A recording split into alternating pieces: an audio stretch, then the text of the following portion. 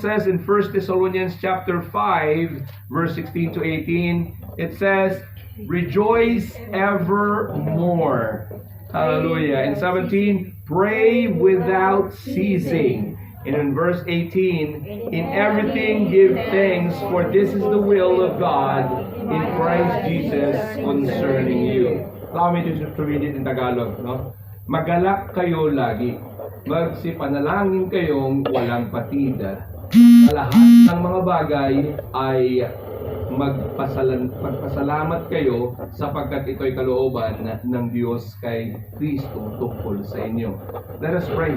Panginoon, maraming salamat sa iyong mga salita na aming nabasa na, Panginoon. Hallelujah. Buksan mo ang aming puso at aming mga sisidlan, ang aming isipan, Panginoon, upang maunawaan ang mga mensahe na iyong ibibigay sa amin, Panginoon, sa iyong kawal na gagamitin bilang instrumento sa hapong ito. Gamitin mo ako, Panginoon, as your humble servant, Panginoon, as your vessel, Panginoon, na magsasalita ng iyong pangangaral, Panginoon, sa iyong mga anak. Lord, once again, be in the midst of us, move in the midst of us, hallelujah. Gaya ng ginawa mo, Panginoon, last week, do it again, Lord. Everybody say, do it again, Lord. Hallelujah. Oh, hallelujah. Everybody say amen. Hallelujah. And you may be seated. Thank you so much. Hallelujah. Ang pamagat ng mensahe ng Panginoong Diyos sa hapong ito is the foundation of faith. Once again, the foundation of faith. Meron na ba sa inyong nakakita ng tripod? Ito. Parang nagkatinginan pa tayo. so yung tripod na yan, nakikita nyo, di ba? So pag kulang yan ng isang paa, anong mangyayari? Tutumba yan. Siyempre, lalong-lalo na pag isa lang yung hindi na tripod yun. Ang tawag doon, monopod. No? Pag sinabing dalawang paa, bipod. Pag sinabing tatlo, tripod. So, ngayon, again, pag nawala ang dalawa niyan, tutumba. No? Hindi makakatayo mag-isa. So, as I was saying as well, ang isang bahay, hindi tatayo kapag sira ang foundation. Kinakailangan may solid na foundation. Ganun din po sa atin, mga kapatid. Kung tayo ay nakakilala na sa Panginoon, no, we have to eagerly build the foundation of our faith para sa ating Panginoon. Para pag dumating ang mga pagsubok, anuman ang mga circumstances sa ating buhay, we have the solid foundation of our faith para hindi tayo mabackslide or tumalikod sa paglilingkod sa ating Panginoon. Para tayo mag-endure hanggang sa huli. Everybody say amen. Amen. So, like I said, today, through the scripture, what we have just read, we will know three essential foundation for Christian faith. Whether you are new in the ministry or whether if you're already old, you have to remember these three essential things so that we can solidify our faith to the Lord.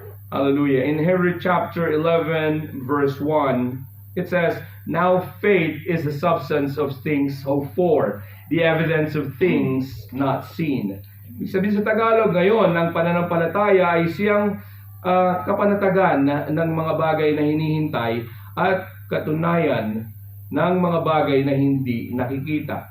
So though we can't see the wind, just like as explained by Jesus to Nicodemus, hallelujah, yung pag-ihip ng hangin kahit hindi natin nakikita ang hangin, pero nakikita natin yung outcome ng hangin.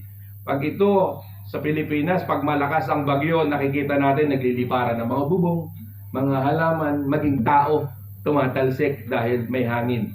So ganun din, hallelujah, sa ating pananampalataya na dapat kahit hindi natin ito nakikita, we have a strong faith na meron tayong Panginoon na pinaglilingkuran. Everybody say amen.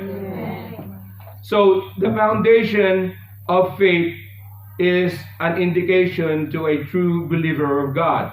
The result is a strong indication, katulad ng isang hangin, when there's a particular tree, nakikita natin ang pagkaway ng mga dahon.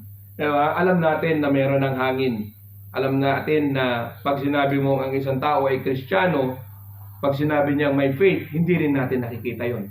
Pero yung outcome ng faith, makikita natin. Amen. You know? Makikita natin ang isang nananampalataya sa Panginoon talagang may strong faith and strong foundation kapag nag-aral na siya ng salita ng Panginoon. Ngayon, meron mang siyang karamdaman, meron siyang ubo, meron mang sakit, hallelujah, patuloy pa rin natatayo dito at mag-worship lead sa inyo. No? Makikita natin yung strong faith, may tiwala sa Panginoon. No? Kasi ang faith means trust. It means tiwala sa Panginoon. Dahil tayo, bilang vessel ng salita ng Panginoon, bilang instrumento ng Panginoon, basta tayo nagtiwala sa Panginoon, gagamitin tayo ng ating Panginoon. Palakpakan natin ang Panginoon. Hallelujah. So every Christian is desiring for their faith to be rooted. Alam ko lahat, ang bawat isa, nagde-desire tayo na, Lord, patatagin mo ang aking pananampalataya. Dahil yung hindi matatag ang pananampalataya, ang dali-daling natatouch. No, alam po natin yan kung anong ibig ko sabihin. No, pag hindi rooted sa salita ng Panginoon, hindi solid at hindi pure, madaling ma-shake sa mga pagsubok. Henceforth, about the foundation of faith is explained by Paul in the book of Thessalonians. Faith illustrates Lucifer. So pag-usapan natin ng konti, si angel of light. The Bible said he was created beautiful, and his heavenly ministry, this is important to him at least. Many people ask if God created everything perfect, katulad ni Satan or ni Lucifer. He was created perfect. But nagtatanong yung ibang mga Kristiyano, bakit nagkaroon ng evil? Bakit siya natanggal sa langit? So why didn't he just kill Satan so that everything in the world will have peace and harmony? Dumating ba sa inyo mga isip yung mga ganyang katanungan? Minsan na tayo mga Kristiyano, ba't hindi na lang patayin si Satanas? Dahil ang gulo ng mundo. Di ba minsan may ganyan mga taong nagtatanong sa atin minsan, no? Yung mga may faithful. Halimbawa, tanungin kayo niyan, anong isasagot nyo? Pag alam nyo, firm na kayo sa foundation ng pananampalataya, meron na kayong kahit katiting na masasabi. No? One word lang, purpose. That's right. Right? Amen. Kaya nangyari ang mga bagay na nangyari dahil ipinaloob ng Panginoong mangyari sa ating buhay. Kaya nagkaroon ka ng problema sa inyong sarili dahil kapag ka wala ang foundation ng faith, no? Yan, susubukan tayo. Papahintulot ng Panginoon na tayo ay, katulad na nangyari kay Job, sinong alam ng storya ng buhay ni Job? Amen. Lahat naman tayo alam, di ba? No, pero mamaya, pag-uusapan pa rin natin ang buhay ni Job and everything. Pero, pagka ipinahintulot ng Panginoon ang pagsubok sa buhay, ang tanong, rooted ka ba sa salita ng ating Panginoon? Another question, well, if God created Lucifer perfect, bakit siya nagkaroon ng kasalanan? The answer is in the book of Genesis as well. Napag-usapan namin ito ni Sister Lydia. One day habang nakahiga ako, and then all of a sudden the Spirit of the Lord starts speaking to me and then start talking about bakit nga ba nagkaroon ng kasalanan and everything. So it's about his ministry. It's about him being beautiful. And it all began. No, sabay-sabay po natin pag-aralan to. So, can you open your Bible in the book of Genesis chapter 1 verse 26? That's the answer to that question. Hallelujah.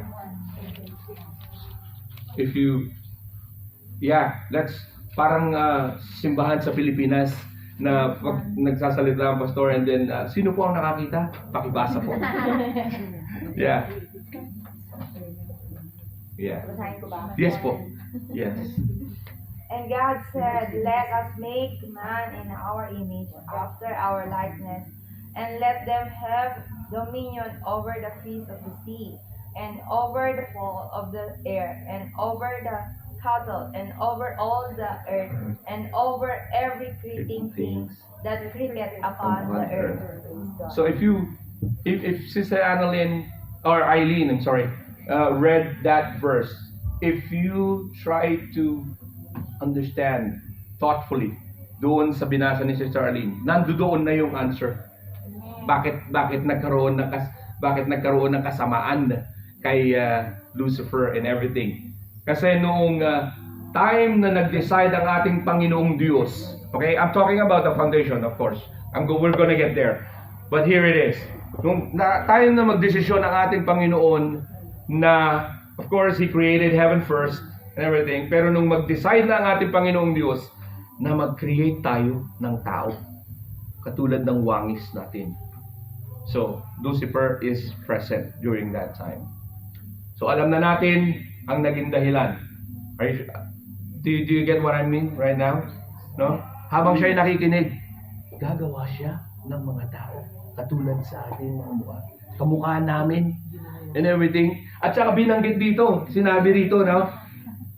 They will have dominion. Saan? Sa fish on the sea, fowls on the air, cattle on the earth, everything. Siya, He was created beautiful and everything. Pero dun siya nagselos. Tayo i-create ng mga tao ng ating Panginoong Diyos. Tayo ang magkakaroon ng dominion, which means power, authority dito sa lupa. Amen. So nabuo sa Kanya. Bakit hindi ako magkaroon ng dominion doon sa langit? I want more, I want more, I want to do this. I want to do it on my own. And that is the reason why He wants to do it on His own. Nagkaroon siya ng pride. Nagkaroon siya ng jealousy. Jealousy is the very first na nangyari sa Kanya kung bakit nagkaroon ng kasalanan. No? Kaya kinakailangan yung jealousy alisin. Yung pride alisin. Iyan ang sisira sa isang Kristiyano.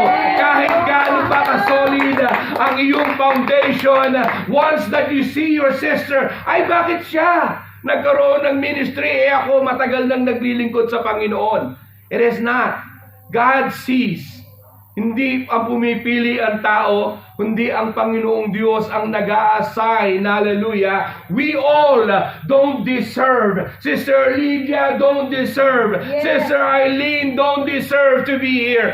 Sister, or should I say myself, hallelujah, I don't deserve to be in here. There are a lot more deserving para sa lugar na ito na nag-aral at nakatapos. But God sees kung sino ang ilalagay niya. So, He knows everything. That's why we have to have a solid foundation kung ano ang plano ng ating Panginoon sa ating buhay. Hallelujah. Amen. Hallelujah.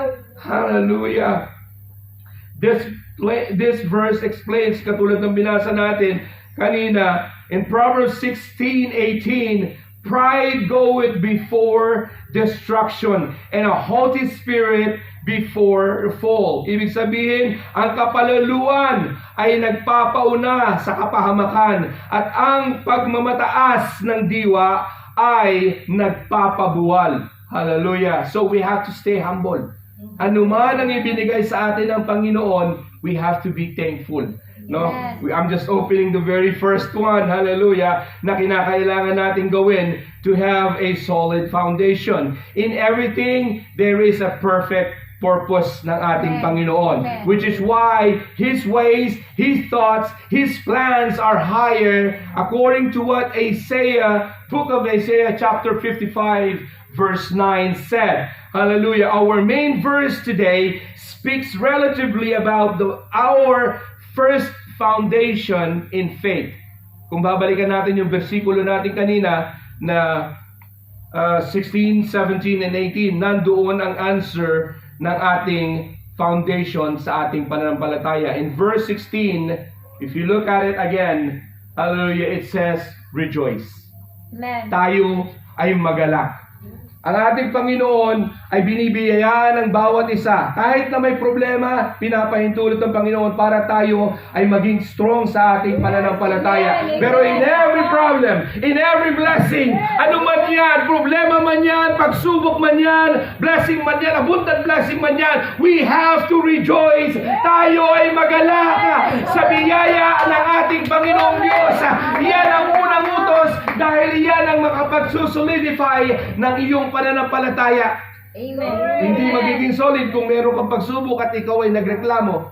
Yes. Di ba? Right. Kinakailangan, Lord, thank you pa rin sa pagsubok. Yes. Di ba? May ngiti pa rin sa mga mukha. Hallelujah. Lord, salamat sa stroke. Hallelujah. Salamat, hallelujah, sa naranasan ni sister. Di ba? Kung hindi mo naranasan yon, walang motivation para makatapos ng Yes. discipleship, ng Bible school and everything. Hallelujah. Kung ikaw ay may pagsubok, kaya ng ubo, hallelujah, susubukin ako, mag-worship leader ka, aalisin ko ang boses mo. Hallelujah. Pero na makikita ng Panginoon Diyos, sige, subukan mo yan. Hallelujah. Subukan mo yan. Hallelujah. Makikita mo. Kaya ako nga pinili yan eh. Kaya ako nga yan pinili dito sa Chumpuano eh. Dahil siya, hallelujah, ang napili ko, siya ang gusto ko. Hallelujah. Mag-worship leader sa March 15. Hallelujah. Hallelujah. Sige, palakpakan natin ang Panginoon with rejoicing. Hallelujah. We have to have rejoicing in our victory.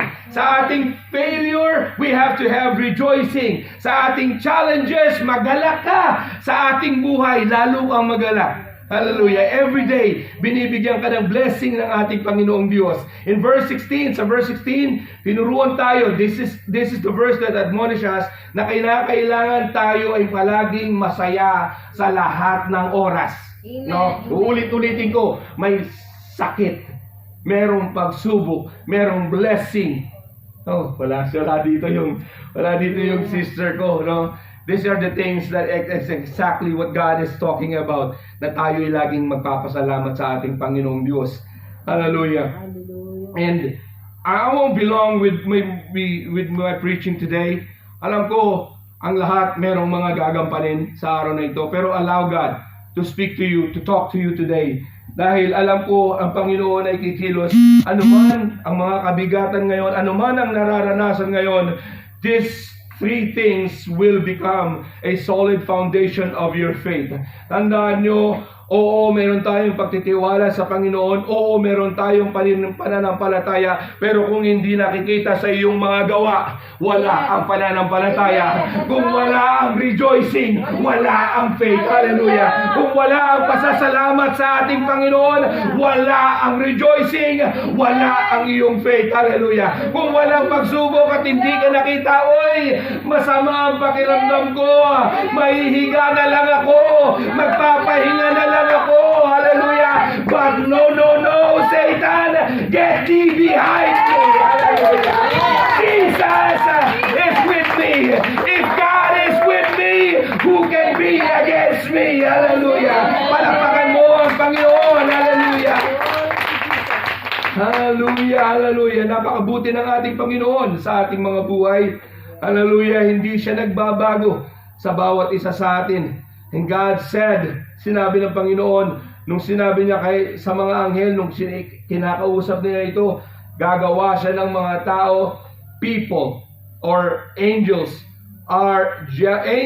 particularly Lucifer was jealous about what God is going to do because alam niya, magkakaroon tayo ng kapangyarihan na kahit si Satanas mismo, first creation, beautiful and powerful, pero mayroong tayong kapangyarihan na ibinigay ng Panginoong Diyos. Ang kapangyarihan iyong nasa loob ng iyong mga katawan ngayon. And if you believe that the Holy Spirit is inside of you, if you have faith to Jesus Christ, that you can stand with all the trials and tribulations that He's going to give you. Hallelujah. Lord is with me. Who can be against me? Hallelujah. Nariyan ang kapangyarihan ng Panginoong Diyos magpagaling. Ilang beses ka nang nagkasakit? Di ba? Ilang beses ka nang nawalan, kakulangan. I'm talking about financial. Di ba? Pero nagugulat ka na lang, biglang may kakatok sa iyong pintuan. Mare, pinuusap po kayo, kumausap sa akin. Di ba? Meron daw akong ipapahiram sa iyo today. Diba? There is rejoicing. Hallelujah. Alam natin dahil sa ating pananampalataya, nagpapadala ang ang Panginoon, hallelujah, ng mga uwak. Kagaya ni Elijah, hallelujah. Diba? Nagpapadala ang Panginoon ng kanyang tagapaglingkod para mag-extend ng tulong sa atin. Because He cannot magically appear in front of you. Gagamit ang Panginoon ng mga kasangkapan. Palakpakan mo ang Panginoon. Hallelujah. Napakabuti ng Panginoon dahil sa mga oras na ito, alam ng Panginoon mayroong kalungkutan sa puso ng iba sa atin dahil dumadaan sa pagsubok. No? Alam ko, kinakausap ng Panginoong Diyos ang mga dumadaan sa mga pagsubok ngayon. Lalo na ang pagsubok sa pangangatawan, sa karamdaman. Look at the person in front of you. Hallelujah. Every day, my left side is shaking. Pero hindi ako nagrereklamo. Sabi ng Panginoon, magpuri. Sabi ng Panginoon, mangaral. Hallelujah. Kahit ano pa ang problema, tayo'y magsasalita. Tayo'y gagamitin ng Panginoon. We are not going to be glorified, but the Lord Jesus Christ. Magpagamit lang tayo sa ating Panginoon. But remember, the very first thing na itinuturo sa atin today is kinakailangan magalak tayo. Yes. Ano man ang problema, ano man ang pagsubok, hallelujah, tayo'y maging masaya. Hallelujah. Praise the Lord. At sa verse 17, ito na yung pangalawa. No? Verse 17 tells us the second foundation of faith. Kung ating babalikan, prayer. Amen. Kasi marami sa karamihan or mga ibang tao, kapag gising sa umaga, diretso agad ng tayo sa kusina agad ang punta. Because they say, coffee is life. No?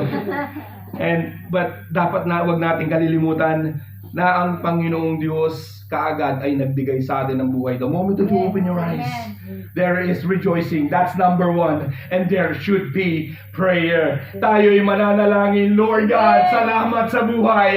Lord God, salamat sa kalakasan. Lord God, salamat sa iyong mercy and your grace upon my life. Hallelujah. The second foundation is prayer. Sabi sa Ephesians 6:18, praying always with prayer and supplication in spirit and watching therein unto, hallelujah, with all perseverance and supplications for all saints. Hallelujah. Amen. Prayer is a sure sign of trust in the Lord. Kapag hindi ka nanalangin, nagtitiwala ka sa iyong sarili. Kaya ko to, Lord. Pero at the end of that journey, sinisisi mo rin si Lord. Bakit mo ko inalaw? Bakit mo ko inalaw na gawin yun, Lord? Pero ang totoo, ikaw, no, minsan nagiging mapusok. No, pero ang totoo, ganito. Lahat, uulitin ko, we have to rejoice. Amen. Kausapin natin ang Panginoon, Lord. Panginoon, salamat sa blessing, salamat sa Yes, buhay, hallelujah. salamat sa karamdaman dahil alam ko nariyan ka sa aking tabi. Alam ko nangihina ako, Panginoon, hallelujah. Pero ang iyong presensya ang nagpapalakas sa akin. Salamat, Panginoon, sa mga pagsubok. Dahil dyan sa pagsubok na yan, nagiging strong ang aking faith. Ang nagiging matatag ang foundation ng aking pananampalataya sa iyo. Sa ngayon, sa oras na ito, dalawa pa lamang ang naririnig nyo. Pero bago ko ibigay ang pangatlo, hallelujah, there should be rejoicing in the house of God right now. Hallelujah. Naroon agad ang iyong pagpupuri. Salamat sa salita ng Panginoon. Salamat ito ay nangungusap sa akin. Salamat ako'y kinakausap mo, Lord. Purihin ka. Itaas ang iyong pangalan. Maraming salamat, Lord, sa tagumpay. Hallelujah. And by saying so in your mouth, it comes as a prayer sa ating Panginoon. At ikaw ay naririnig ng ating Panginoon. Kaya isigaw mo ang pasasalamat. Isigaw mo, magpuri ka sa Panginoon. Thank you, Lord. Hallelujah. Ano man ang aking nararanasan ngayon, alam ko, Lord, nariyan ka. Ikaw ang tumutulong sa akin. Oh, nang marinig ko ang pangangaral na ito, hallelujah, nung Thursday, I can't wait, hallelujah, dahil yung mensahe na yon, Lord God, alam ko ipapahatid mo to para sa Chongquano people. And I was so eager to write down, to take notes and everything while I was sitting at the back. Hallelujah. Salamat, Pastor Plaza. Hallelujah. At dahil sa mga mensahe na yan, nangungusap sa atin ang Panginoon. Hallelujah. Ano man ang journey ngayon, ano man ang nararanasan, kahit na kaharap ko kayo, yung mga itsura nyo, there's like peace and everything. But there's something behind that peace. No? Amen. Alam niya ng Panginoon, kahit hindi ko nakikita gaya ng hangin, hallelujah, pero dahil sa reflection, dahil sa mensahe ng Panginoon, nagre-reflect ang ating mga dalahin, nagre-reflect ang ating mga problema, nakikita ang mga suliranin, nakikita ang mga karamdaman, ang mga kakulangan, nakikita ng Panginoong Diyos sa mga oras na ito. Pero tumatag ka lang, tatagan mo ang iyong pananampalataya sa ating Panginoon. Ngayon narinig mo na kahit magproblema, ikaw ay maging masaya. Ano man ang pagsubok, iyong harapin na may pagpasasalamat sa ating Panginoong Diyos. Liban dyan, magdasal ka sa ating Panginoon at ang pagsubok ay lalayo sa iyo. Ang problema ay unting mawawala dahil ang Panginoong Diyos ang magbibigay ng kalakasan sa iyong buhay. Prayer is a sure sign na mayroon tayong pagtitiwala sa ating Panginoon. A faithful Christian must have an intimate communication and relationship with God through prayers. Prayer in the Spirit indicates praying the influence, guidance, and the power of the Holy Spirit rather than our own human strength. Hallelujah. We must pray because prayer in the Spirit indicates that we are being influenced by the Spirit of God. Hallelujah. And by the Spirit, rather than human ability, it means you are submitting yourself to the will of God. Amen. This is not about 24/7 having an audible prayer. Ibig sabihin ng versikulo natin kanina, hallelujah, na sinabi manalangin tayo, pray without ceasing. Hindi ibig sabihin nandoon tayo sa gitna ng kalsada, nagre-revival na tayo. Hindi ganon. Nag-i-speak in tongues tayo sa gitna ng market and everything. Baka tingnan tayo ng mga Chinese and everything. Yeah. But what is this? What this verse is saying, hallelujah. Ano man ang ating ginagawa, kinakausap natin, and we're having an intimate relationship sa ating Panginoon. Yes. Our communication is a prayer to the Lord. Lord, thank you. Hallelujah. Kahit naguhugas ka ng plato, Lord, thank you. Hallelujah. Bigay mo'y kalakasan, purihin siya. Bigay mo'y karamdaman, purihin siya. Hallelujah. Purihin siya. Purihin siya. Lahat ng bagay, mayroong pagpupuri, mayroong pagpasalamat. Yung pag-awit na yon, katulad ni David, yung mga prayers niya is a sign, no? Kumakanta siya, inaawit niya. Amen. Si David, pagka nananalangin siya sa Panginoon, inaawitan niya ang Panginoon. Ganun din tayo. Maglambing din tayo sa Panginoon. Hindi yung maglalambing din tayo pag mayroon tayong kailangan. Di ba? Maglalambing din tayo pag kahit na mayroon tayong karamdaman. Di ba, Sister Arlene? Amen! Palakpakan natin ang Panginoon Diyos! Hallelujah! Ano man ang karamdaman! Hallelujah!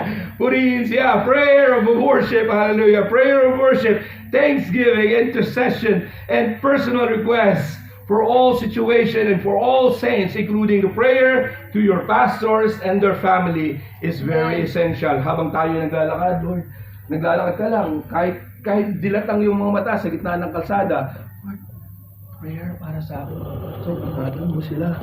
Yung panalangin mo sa pastor, hallelujah, mas matindi ang ibabalik ng Panginoong Diyos sa iyong buhay. Kasi kami minsan, yung mga ginagamit ng Panginoon sa likod ng pulpito ay nagsasalita ng mga salita ng Panginoon, maging worship leader ka man, pag ginamit ng Panginoon, pero isinama mo sila sa iyong mga prayer. Hallelujah. Ang Panginoon ang nagsusukli sa mga kabutihang iyong ginagawa. Anong kabutihan? Prayer. No? So kahit naglalakad ka sa gitna ng merkado or market, Bisaya, merkado. So, sa gitna ng merkado, na naglalakad ka, nagpe-pray ka, Lord, I pray for my pastors and their family. Lord, I pray for my sisters. I pray for Sister Arlene, hallelujah, for miracle healing, hallelujah. Nandoon ang pagkilos ng ating Panginoon.